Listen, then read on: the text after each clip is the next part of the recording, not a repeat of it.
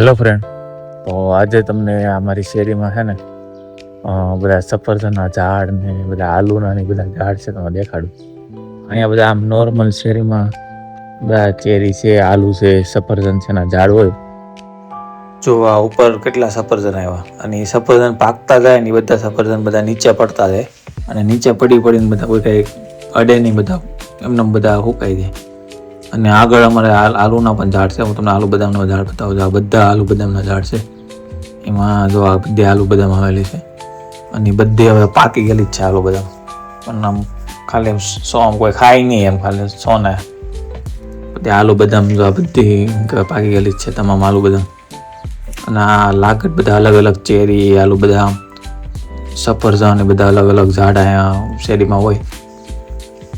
બધા ફ્રૂટના જ ઝાડ બધા, કોઈ વધારાનું ઝાડ એવું કંઈ નહીં. જો આ બધી આલુ બદામ છે જો, અને આમ લુમખા આલુ બદામના આવેલા છે જો.